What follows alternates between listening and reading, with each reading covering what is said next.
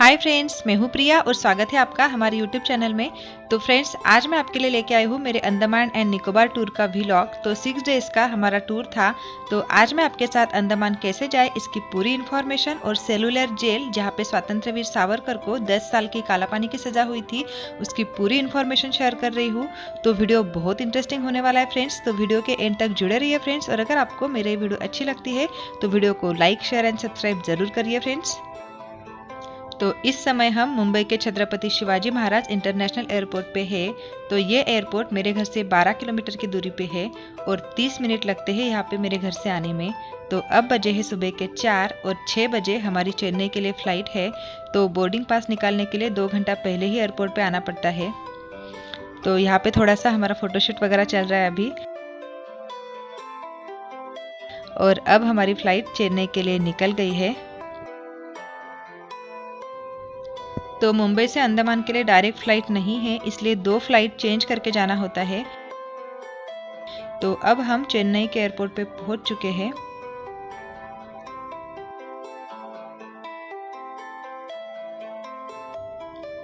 तो यहाँ पे मेरे बच्चे खेल रहे हैं। तो ये मेरा छोटा बेटा पार्थ है और ये मेरा बड़ा बेटा स्पर्श है। तो अंडमान की फ़्लाइट आने में 2 घंटा टाइम है अभी, इसलिए यहाँ पे फ़्लाइट का वेट कर रहे हैं हम। तो फ्रेंड्स, अंडमान जाने के लिए 2 ही रास्ते हैं, एक बाय एयर और दूसरा बाय शिप। तो अंडमान हम चेन्नई और कोलकाता 2 जगह से जा सकते हैं। दोनों जगह से बाय फ्लाइट और बाय शिप भी जा सकते हैं। बाय शिप अगर जाना है तो 2 से 3 दिन का समय लगता है और अगर बाय एयर जाते हो तो 1.5 से 2 घंटे में पहुंच जाते हैं वहाँ पे। तो यहाँ पे हमारी चेन्नई से अंडमान के लिए फ़्लाइट निकल चुकी है और अब हम अंडमान एयरपोर्ट पे पहुंच चुके हैं। सारा जो सामान वगैरह था हमारा वो हमने ले लिया है। तो अंडमान एंड निकोबार टूर के लिए हमने पैकेज किया हुआ था। तो 30,000 पर पर्सन का हमारा पैकेज था। उसमें खाना और होटल इंक्लूड था। घूमने के लिए गाड़ी भी उनके तरफ से थी और फ्लाइट का जो खर्चा था वो पैकेज में नहीं था। फ्लाइट का खर्चा हमने अलग से किया था। तो होटल जाके थोड़ा सा रेस्ट वगैरह करके और फ्रेश होके हमारा सेलुलर जेल देखने का प्रोग्राम था। तो यहाँ पे आप देख सकते हो फ्रेंड्स, ये अंडमान का वही सेलुलर जेल है जहाँ पे वीर सावरकर को 10 साल की काला पानी की सजा हुई थी। इस जेल में अंग्रेज इंसानों को जानवर से भी बदतर समझते थे। तो जेल के फ्रंट में ही अमर जवान ज्योति है और ये है वो शहीद स्तंभ जो स्वतंत्रता सेनानियों के याद में बनाया हुआ था, जिन्होंने मातृभूमि के लिए अपना बलिदान दिया था। और यहाँ पे आपको जो चेयर दिख रही है, यहाँ पे शाम को 7 बजे लाइट एंड साउंड का शो होता है। और ये शो देखते समय ऐसा लगता है कि हमारे सामने इतिहास दोहराया जा रहा है और ऐसा लगता है कि अपनी आंखों के सामने ये सब कुछ हो रहा है। आंखें एकदम नम सी हो जाती है। मैं आपको बता नहीं सकती कि कितना अच्छा ये शो रहता है। तो सेलुलर जेल आके अगर ये शो नहीं देखा तो फिर क्या देखा, मतलब मैं आपको शब्दों में बयान नहीं कर सकती हूँ कि कितना सुंदर ये शो होता है। और ये जो ग्रीन कलर का आपको दिख रहा है ये है फांसी घर। ये अंग्रेज़ों के समय पे खुला था। ये पूरा लकड़ी का है। रस्सी जो है इसकी वो नई है, कलर अभी किया हुआ है। और इसमें 3 लोगों को एक साथ फांसी दी जा सके ऐसी व्यवस्था थी। और इसके नीचे 8 फीट गहरा कमरा है। फांसी के बाद में कैदी नीचे झूल जाता था, कैदी की डेथ हो जाती थी और उसकी बॉडी नीचे से कलेक्ट करते थे। और ये जो व्हाइट कलर का आपको दिख रहा है, तो यहाँ पे कैदी को फांसी देने से पहले उसकी अंतिम इच्छा पूछी जाती थी। तो कैदी को नहला धुला के वहाँ पे खड़े करते थे और उसको उसकी अंतिम इच्छा पूछी जाती थी वहाँ पे। और ये है सेलुलर जेल का फर्स्ट फ्लोर। तो आप देख सकते हो हम इस समय सेलुलर जेल के फर्स्ट फ्लोर पे हैं। तो इसकी दीवारें आप देख सकते हो कितनी बड़ी बड़ी इसकी दीवारें हैं, मोटी मोटी एकदम। और ये है सेलुलर जेल का सेकंड फ्लोर। अब हम स्वतंत्र वीर सावरकर की कोठड़ी की तरफ जा रहे हैं और उस कोठड़ी को सावरकर कोठड़ी के नाम से भी जाना जाता है। और ये है वीर सावरकर की कोठड़ी, जहाँ पे वीर सावरकर को 10 साल तक इसी कमरे में रखा हुआ था और अंग्रेज़ों ने उन पे बहुत अन्याय अत्याचार किए हुए थे। तो आप देख सकते हो कि कितना छोटा सा कमरा है ये और सिर्फ हवा आने के लिए छोटी सी खिड़की है एक। तो इस जेल में एक कैदी दूसरे कैदी के संपर्क में नहीं आ सकता था। सबकी कोठड़ी अलग अलग थी। यहाँ पे कैदियों से नारियल का तेल निकालने जैसे काम करवाए जाते थे और उन्हें बाथरूम जाने तक की भी इजाज़त उनसे लेनी होती थी। तो इसे काला पानी इसलिए कहा जाता है कि ये जेल भारत की मुख्य भूमि से हजारों किलोमीटर की दूरी पे बना हुआ था और राजधानी पोर्ट ब्लेयर में जिस जगह पे ये जेल बना हुआ था वहाँ पे चारों ओर हजारों मील तक पानी ही पानी था। मतलब कैदी यहाँ से भाग भी नहीं सकता था।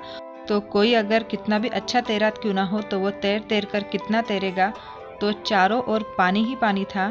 तो कैदी का अकेलापन ही उनके लिए सबसे बड़ी सज़ा थी, इसलिए इसे काला पानी की सज़ा बोलते हैं।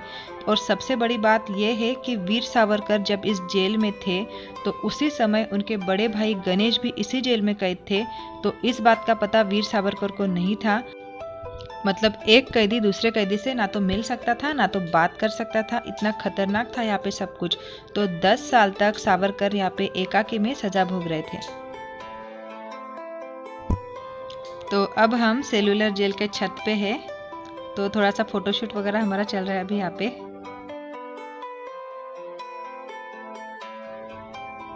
तो जेल के चारों ओर पानी ही पानी है और ये जो जेल का छत है उसकी दीवारें आप देख सकते हो कितनी छोटी छोटी दीवारें हैं इसकी। और मुझे तो यहाँ पे बहुत डर लग रहा था सच में, क्योंकि बच्चे थे छोटे साथ में और गलती से भी अगर पैर स्लिप हो गया तो टूर ही निकल जाएगा। तो जेल के छत से यहाँ पे बहुत सुंदर नज़ारे दिखते हैं। यहाँ से हम सब कुछ देख सकते हैं और नीचे समंदर होने के कारण यहाँ पे बहुत ठंडी हवाएं चलती है।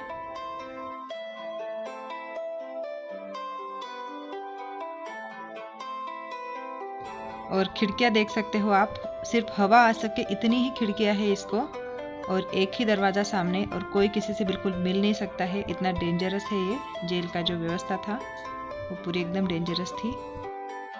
मतलब सोच के ही डर लगता है कि पता नहीं उस टाइम पे मतलब कैसे यहाँ पे लोग रहे होंगे। सोच के ही डर लगता है एकदम।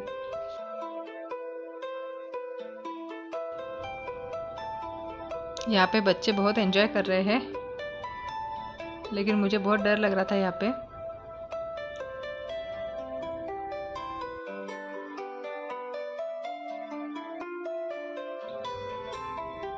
तो ये जो ब्लू कलर की छत आपको दिख रही है तो ये हॉस्पिटल की बिल्डिंग है। तो एक बार यहाँ पे सेलुलर जेल में भूकंप आया था तो कुछ बिल्डिंगें इसकी टूट गई थी। तो अब इन्होंने इसको हॉस्पिटल में बदल दिया गया है। तो अब हम सेलुलर जेल के नीचे आ चुके हैं, छत से नीचे आ चुके हैं अब हम। तो फ्रेंड्स, सेलुलर जेल ज़िंदगी में एक बार ज़रूर देखना चाहिए, जहाँ पे हमारे स्वतंत्र सेनानियों ने अपनी ज़िंदगी के अहम दिन काटे हैं, जिसे सुन के भी हमारी रूह कांप जाती है।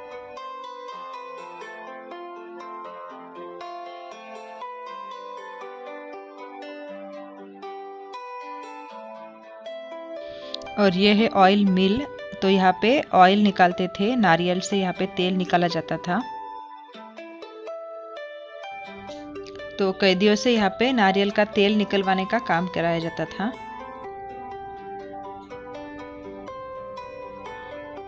ये थोड़ा सा यहाँ पे गार्डन वगैरह बनाया हुआ है अभी।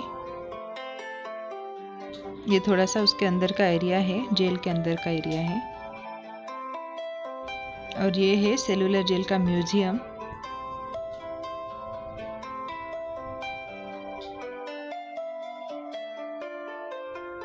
तो यहाँ पे ये फिश वगैरह है।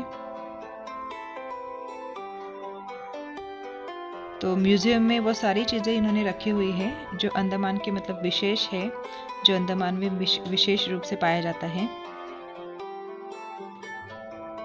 तो ये जो म्यूजियम है वो बहुत ही सुंदर है और यहाँ पे अंडमान के समुद्र में पाए जाने वाले सारे समुद्री जीवों की प्रतिकृतियाँ रखी हुई है। और यहाँ पे जो जेरुआ समुदाय के आदिवासी लोग हैं उनकी प्रतिकृतियाँ भी यहाँ पे रखी हुई है। तो यहाँ पे ये शेल वगैरह है। तो ये यहाँ पे कछुआ है।